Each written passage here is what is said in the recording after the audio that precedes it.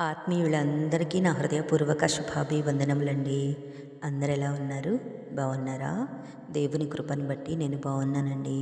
మీరు కూడా బాగున్నారని విశ్వసిస్తున్నాను. ఈరోజు మన వీడియోలో దేవుని వాగ్దానము తిమోతికి రాసిన 2వ పత్రిక 1వ అధ్యాయంలో 7వ వచనము.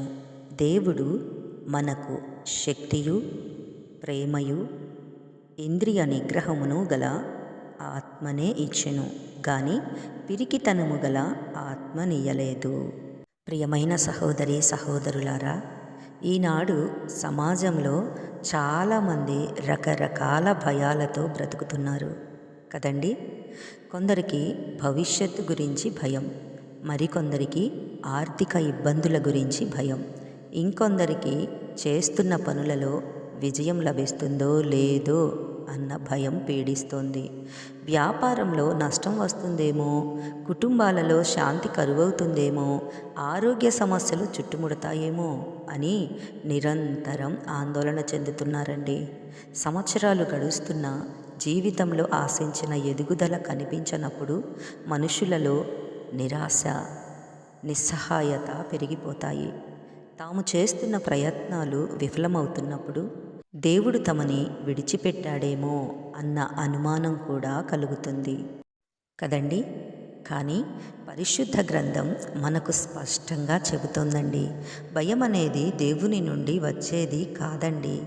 దేవుడు మనకు పిరికితనము గల ఆత్మను ఇవ్వనే లేదు.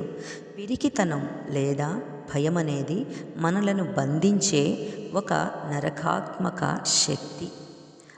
అది మన నమ్మకాన్ని, మన విశ్వాసాన్ని బలహీనపరుస్తుందండి. మనం ఏ పనిలోనైనా ముందు అడుగు వేయకుండా వెనక్కి లాగుతుంది. మరి దేవుడు మనకు ఎలాంటి ఆత్మను ఇచ్చాడు? పౌలు భక్తుడు 3 ముఖ్యమైన లక్షణాలను ఇక్కడ ప్రస్తావిస్తున్నాడండి. మొదటిగా శక్తి, రెండవది ప్రేమ, మూడవది నిగ్రహము. నా ప్రియమైన సహోదరి సహోదరులారా, దేవుడు మనకు అనుగ్రహించిన ఆత్మ బలహీనమైనది కాదండి, అది అత్యంత శక్తివంతమైనది. ఈ విశ్వాన్ని సృష్టించిన దేవుని శక్తి మనలో ఉన్నప్పుడు లోకంలో ఉన్న ఏ శక్తి మనలను ఆపలేదండి. దేవుడు ఇచ్చిన ఆత్మలో 2వ లక్షణం ప్రేమ. దేవుని ప్రేమ భయాన్ని పూర్తిగా పారదోలుతుందండి. పరిపూర్ణమైన ప్రేమ ఉన్న చోట భయానికి తావుండదు. దేవుడు నన్ను ప్రేమిస్తున్నాడు, ఆయన నన్ను ఎన్నటికీ చేయి విడువడు అనే నమ్మకం మనకున్నప్పుడు ఎలాంటి శోధననైనా మనం ధైర్యంగా ఎదుర్కొంటామండి. ఇక 3వ లక్షణం నిగ్రహము లేదా స్థిరమైన మనస్సు. దీనినే క్రమశిక్షణ కలిగిన మనస్సు అని కూడా అనవచ్చు. నా ప్రియమైన సహోదరి సహోదరులారా, పరిస్థితులు ఎంత దారుణంగా ఉన్నా, చుట్టూ ఉన్న వాతావరణం మనకు వ్యతిరేకంగా ఉన్నా, మనసు కలత చెందకుండా స్థిరంగా ఉండేలా దేవుని ఆత్మ మనకు సహాయం చేస్తుందండి. అది మన ఆలోచనలను క్రమబద్ధం చేస్తుంది.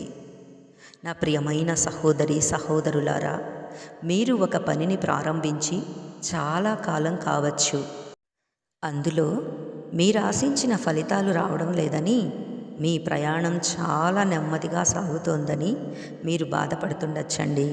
కానీ దేవుని కార్యాలు ఎప్పుడూ ఒకేలా ఉండవండి. ఆయన సమయం ఎంతో శ్రేష్టమైనది.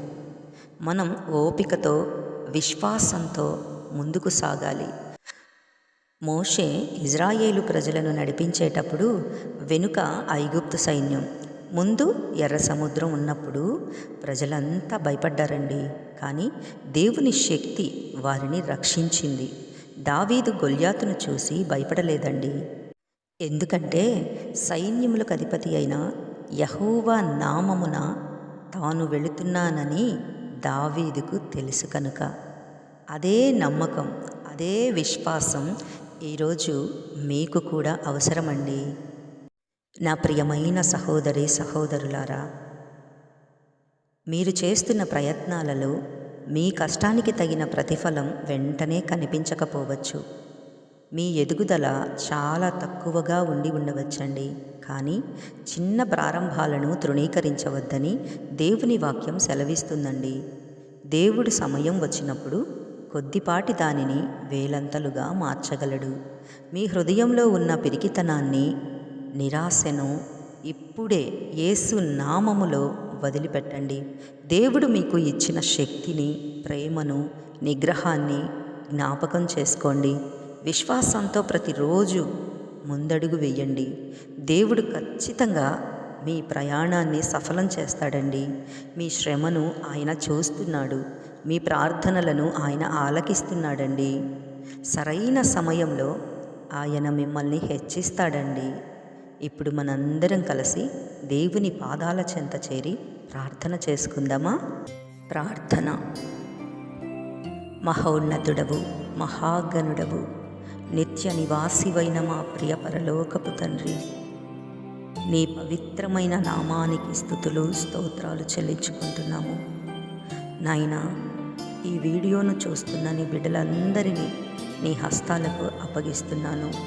ఎవరైతే జీవితంలో ఎదురవుతున్న ఇబ్బందులను చూసి చేస్తున్న పనులలో ఎదుగుదల లేక భయంతో, ఆందోళనతో, నిరాశతో ఉన్నారో వారిని ఇప్పుడే నీ పరిశుద్ధాత్మ శక్తితో తాకండి.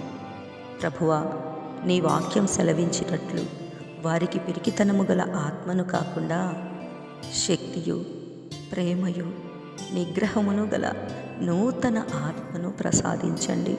తండ్రి, వారు చేస్తున్న పనులలో, వ్యాపారాలలో, పరిచర్యలలో మరియు వారి వ్యక్తిగత జీవితాలలో ఉన్న ప్రతి ఆటంకాలన్నిటినీ యేసు నామములో తొలగించండి.